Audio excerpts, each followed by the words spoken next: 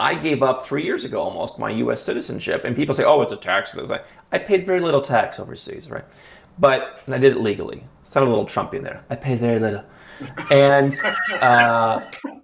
That's good. That was a good one. That's a good impression. Yeah. Yeah. excuse me.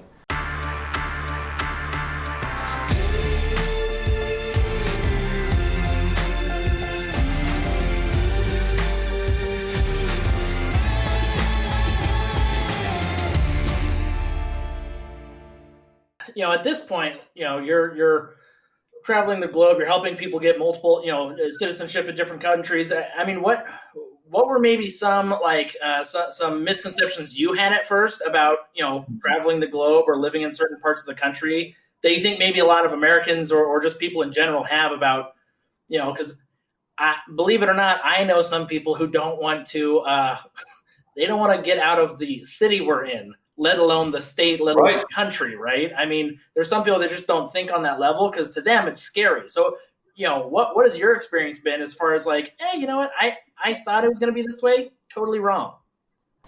Well, yeah, it's funny. I had a client and friend a number of years ago who was telling me about Australians, and he said, we come from whatever the city was in Australia, and he said, we're literally taught that if you invest in a different city in Australia, you're probably going to get scammed and robbed, and it's just going to all go downhill. I mean, a different city, literally, a couple hours away.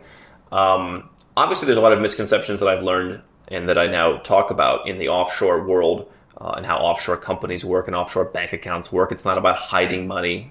There's a lot of disclosure that's required these days. It is about going where you're treated best, asset protection, reducing your taxes, diversifying your assets, things like that.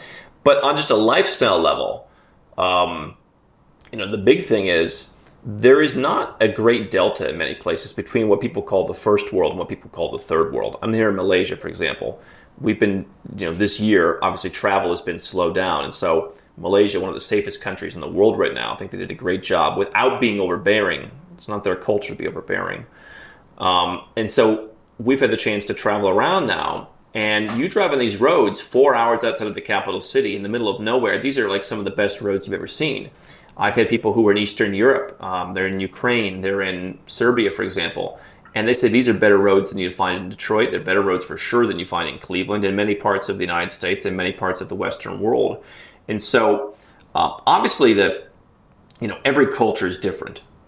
And so I think that's helped me actually become much more self-aware in life because the friction of you versus their culture exposes the things that you really believe and helps you learn new things. Everyone's different. Everyone has a different perspective. I do think that on the positive side for the United States, people in the United States say, oh, Americans are lazy. And certainly there are some. A lot of other cultures are probably much lazier. So the idea that everything in your country is terrible is wrong. There's times where I think it'd be nice to order stuff off Amazon and have it delivered 45 minutes later. On the other hand, I think that convenient, by the way. It is, yeah. I imagine it is. I missed out on that. Actually, this mic, I think, was the next day. I ordered it one day. It was, I think, noon the next day. I was like, awesome. Well, that is the Nomad tax. If I want to get a mic, and we've got a lot of things here, and I've started to found a lot of things, and now you've got online. You've got e-commerce in a lot of countries now, but it's not quite as easy. I call it the Nomad tax, which is why, for me, the tax savings and the lifestyle improvements are what makes it. But no, I just think that people are much nicer. I think that there's a lot more development that you wouldn't expect. I think those are two things that stood out to me. Yeah, I think dropping your taxes from that 43 down to whatever you're at now probably overcompensates for the expedited shipping. So you probably got the better end of the deal anyway. Yeah, at a certain point, like I got a credit card sent. I have a mailbox in the U.S. and I got some stuff sent, and it's just like it feels weird, but it's like what, just spend $75 and have it sent DHL 2-day or whatever. And it seems ridiculous for something, but that is the Nomad tax, right? I mean, if you make $1 million or $2 million or $5 million a year, and you can go from whatever you're paying in California now, which is is insane. It's yes. They want to grab every last dime you have. On description there, yeah. They're going to pass the wealth tax in California. That's coming. Oh, they'll pass anything. I mean, it's been that way. I mean, the Franchise Tax Board in California is the most aggressive tax collection agency on the face of planet Earth, bar none. The IRS is at the kiddie table in comparison, and they're not exactly a joke. But I mean, I obviously my perspective is not what's it like to move overseas for 50 grand a year. Obviously, you can lower your cost of living. I think you can increase your freedom. You can be a lot happier. You can meet potentially nicer people, better dates, whatever the case may be. But, from a financial perspective, I think that if you're willing to, pay a little bit of nomad tax, as I call it, pay $75 to have your Amex card shipped because they're not shipping it to where you live potentially, then, it's well worth it. But there are trade-offs. I think that the idea there's anything that's perfect is of course wrong. Yeah, there's no utopia out there, right? No perfect. Not yet. I mean, California is establishing their utopia. They got the inheritance tax and the wealth tax, and then we've got utopia. I'm telling you. I mean, has anybody told these people there are other beaches in the world? That's right. My brother just saw his in-laws in Florida. They just moved to Florida, and he was just like, for as much as people rack on Florida, I had a really nice time. He was like, I just, it wasn't bad. It wasn't expensive, and the beaches were nice, and the water was warm, and the food is great. I was like, yeah. I mean, I own an apartment in Montenegro in kind of southeast Europe, across from Italy in the Adriatic. There's a beautiful yacht club, the only platinum certified yacht club down the street from my house. And my thing is, I don't expect that property to have substantial capital appreciation compared to the other properties I own around the world, because you know what? One of my employees, who is ethnic Albanian, kind of the opposite culture of Serbia and Montenegro, she went to Albania, in the south of Albania, and they've got beautiful, she's sending me the pictures, beautiful beaches. They haven't developed yet. You can pay $500 for a meter of property almost right across the street from the sea. And so I'm saying to myself, the minute they develop this, my property in Montenegro, I mean, it's going to have some competition. They're inventing beach resorts all over the world. Every year there's a new beach resort. Yeah. So, quick anecdotal side note. So, from right where you're sitting, you're in Kuala Lumpur, right, Andrew? That's where you're at right now. Yeah. So, one of the best evenings and the best cigar I ever had was if you take a line exactly east from Kuala Lumpur. That we were staying at the Hyatt Regency on the South Tennessee, and we sat out there one night, and I was like, I can't believe I'm doing this. It was a beautiful beach in Malaysia, and I was like, man, this is I could live here. I always see what people move here, and that was in 2005. So, and it's Malaysia's got nothing but better since then.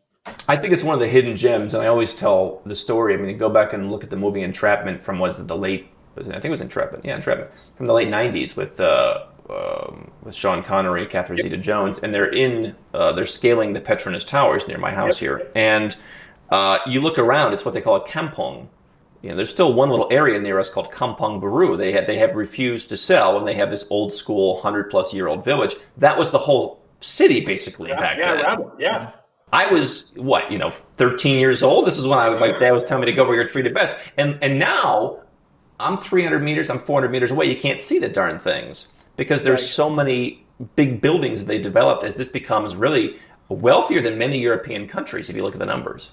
Right. Yeah, absolutely. It's a very, very cool place. And nobody knows about that. So, kind of moving back to governments, are they trying to make it easier or harder to become that nomad, right? Is it something that they're embracing, or is it country dependent, or is some countries cracking down? Well, again, I think everyone likes people, businesses, countries who understand where their bread is buttered and they want to welcome you rather than repel you.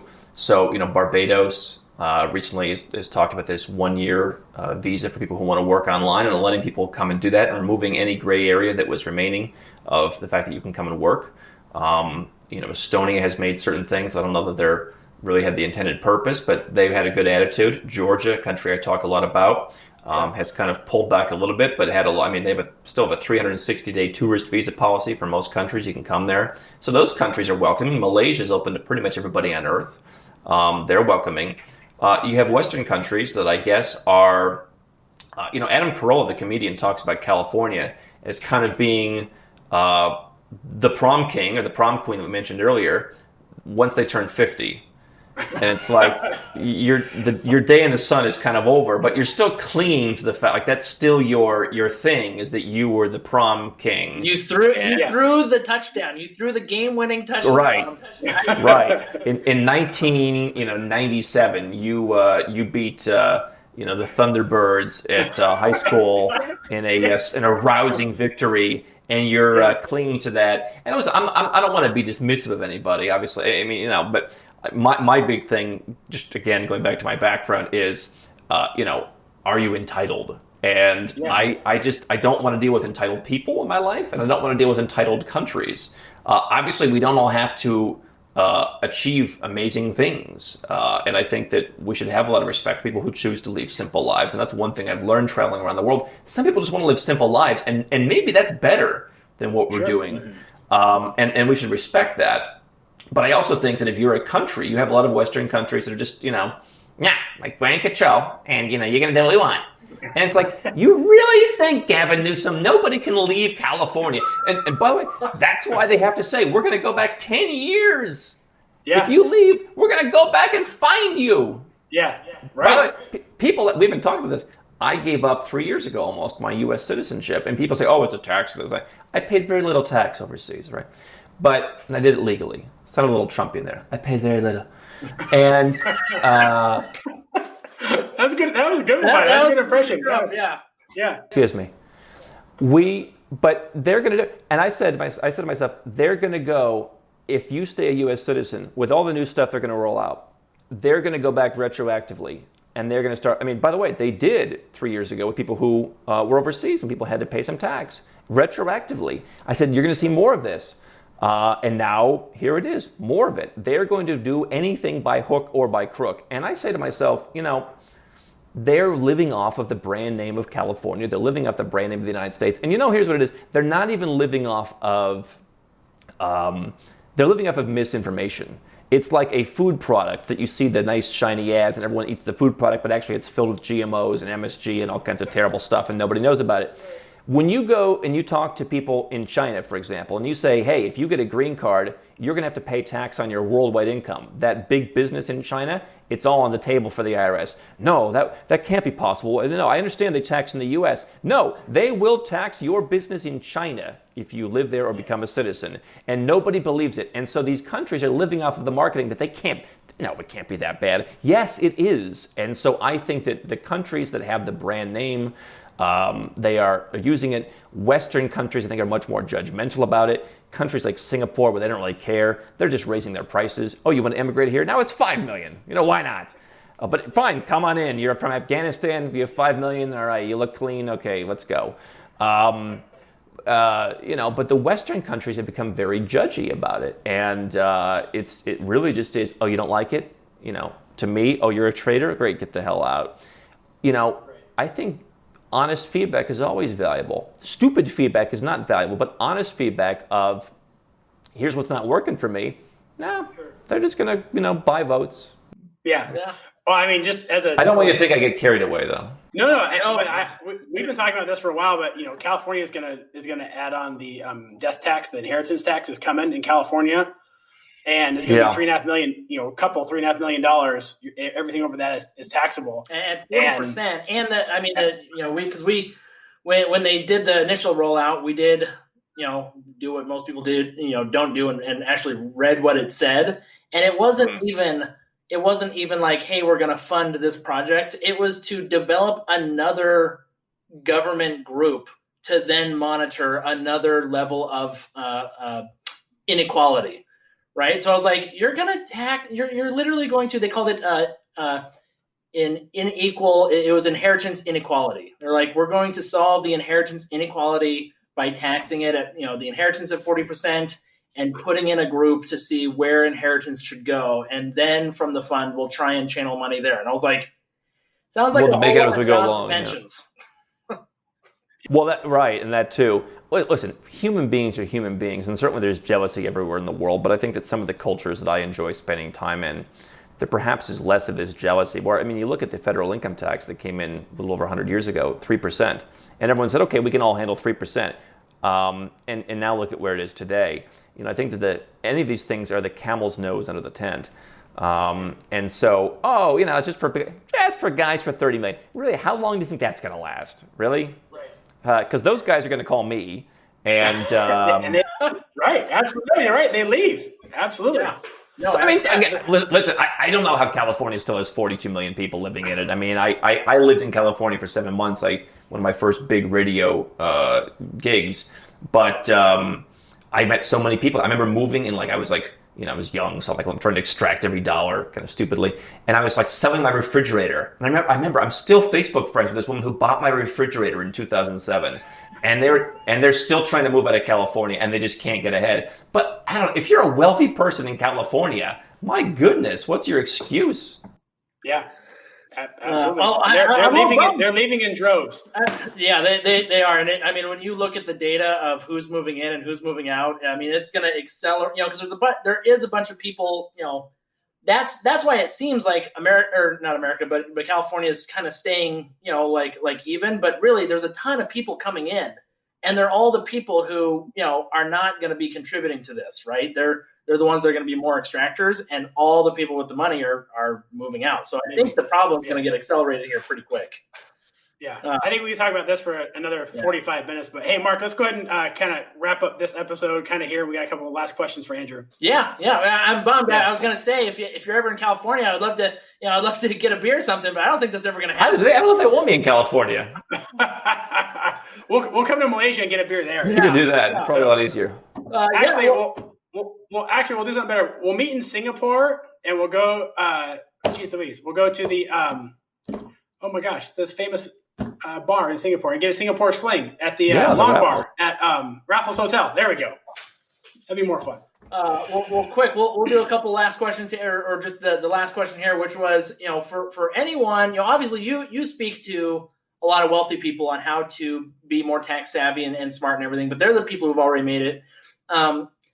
If you were to speak to teens or early 20s, or at least the parents who have teens and early 20s, aside from the go where you're treated best, because obviously that's your go-to.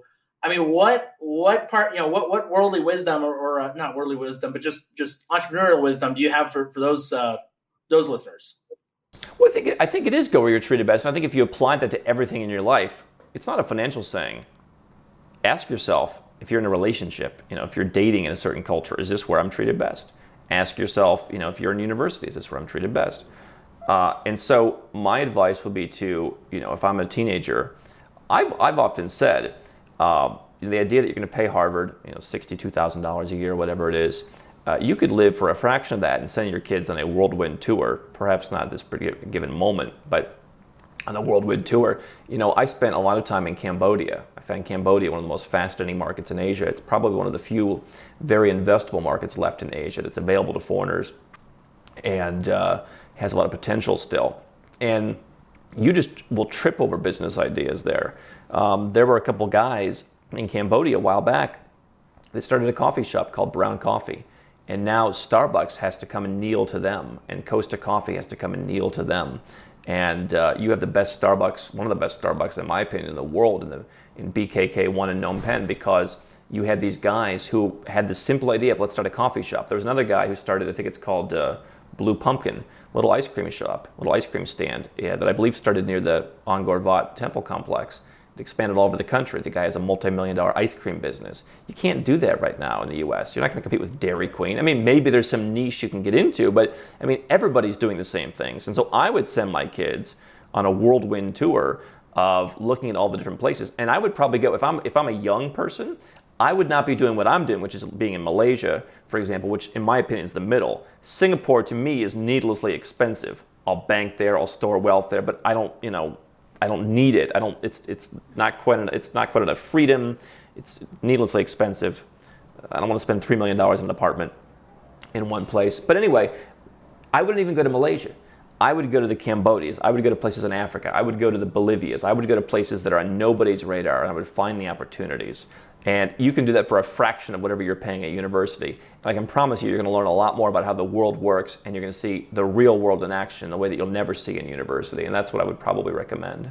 How can Nomad Capitalist help you? 4 ways. Number 1, subscribe to our channel and click the notification bell to make sure you get our new video every day. Number 2, get a copy of Nomad Capitalist, the book. You'll learn a lot of my personal experiences over a dozen years of studying this stuff, as well as exactly some of the strategies that you can use to build your Nomad Capitalist plan. Number 3, if you're not sure where to start, but you want to come and learn from my team and I, you want to come and mingle with like-minded people, learn more about our live conference, Nomad Capitalist Live. It's coming up soon. And number 4, if you want some help right now because you've got a burning issue, you need something solved, you want to lower your taxes, get a second passport, or build the Nomad Capitalist lifestyle of your dreams, go to nomadcapitalist.com and click on Become a Client.